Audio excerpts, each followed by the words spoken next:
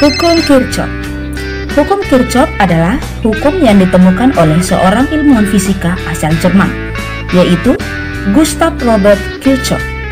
Fokus penelitian Kirchhoff sebenarnya tidak hanya pada sistem kelistrikan saja, melainkan juga spektroskopi dan termodinamika. Ilmuwan lulusan Universitas Albertus Königsberg ini berhasil merumuskan hukum rangkaian listrik pada tahun 1845. Hingga saat ini, hukum Kirchhoff banyak digunakan dalam rekayasa kelistrikan. Terdapat dua hukum Kirchhoff yang harus kamu ketahui, tetapi dalam video pembelajaran kali ini, kamu hanya perlu mengetahui apa itu hukum Kirchhoff yang pertama. Oke, hukum Kirchhoff yang pertama menyatakan bahwa jumlah arus yang masuk dalam suatu percabangan sama dengan jumlah arus yang keluar percabangan, atau jumlah arus pada suatu titik sama dengan 0. Oleh karena itu, hukum ini biasa disebut sebagai hukum percabangan. Berikut ilustrasinya. Ini kita misalkan titik cabang. Ini kita misalkan arus. Oke, nah ini titik cabang, arus. Nih arah panah, perhatikan arah panah menuju titik cabang, berarti ini arus masuk. Oke, ini titik arus yang kedua, kita buat di sini. Oke, tanda panah ke sana, berarti dia keluar dari titik cabang. Titik cabang, dia menuju titik cabang, ini keluar, berarti arus yang masuk ini sama dengan arus yang keluar. Berdasarkan ilustrasi tersebut, hukum Kirchhoff pertama dirumuskan bahwa jumlah kuat arus yang masuk sama dengan jumlah arus yang keluar, atau sigma I masuk sama dengan sigma I keluar. Kuat arus merupakan jumlah muatan yang mengalir pada suatu pengantar dalam selang waktu tertentu. Ini udah kita bahas pada video pembelajaran sebelumnya bahwa I adalah Q per T, sehingga muatan listrik bersifat kekal. Artinya, muatan listrik yang masuk maupun keluar titik percabangan selalu sama. Sigma Q masuk sama dengan sigma Q keluar.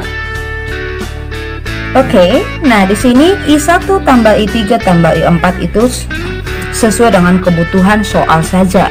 Oke, ini misalkan I1, ini I2, berarti I1 tambah I2 sama dengan I3.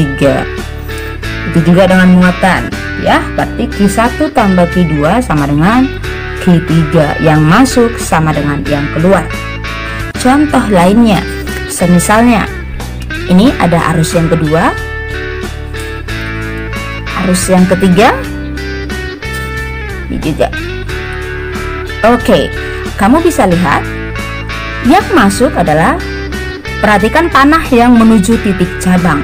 Yang masuk ada berapa? 1, 2, 3. Yang keluar berarti 1, 2. Berarti jumlah arus yang masuk ini kita jumlahkan semua, itu sama dengan ini yang keluar ini.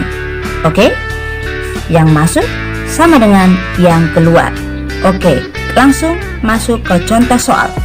Oke, pada gambar di layar kamu bisa melihat ada 4 garis titik arus, ya, kita siapkan 4.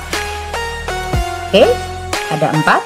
Terus keempat ini memiliki kuat arus tertentu dan akan diletakkan di titik cabang. Nah, yang pertama ini I1, ini adalah I2. Yang selanjutnya ini adalah I3. Yang selanjutnya ada I4. Nih. Oke, bisa lihat ya, yang sana masuk. Oke, yang selanjutnya ini memiliki kuat arus tertentu di mana I1 adalah 5, I2 adalah 3, I4 adalah 2, dan I3 ini berapa? Ini yang menjadi pertanyaannya. Yang selanjutnya kita buat dulu besar kuat arus pada setiap gambar panah biar lebih gampang, oke? Nah, ini setelah kita buat angka pada anak panah. Pada soal kamu ditanya berapakah kuat besar I3 yang ini. Nah, sekarang kita kelompokkan yang manakah arah panah menuju titik cabang. Oke, yang menuju titik cabang berarti anak panah yang menuju ya, berarti yang ini 1, 2, 3.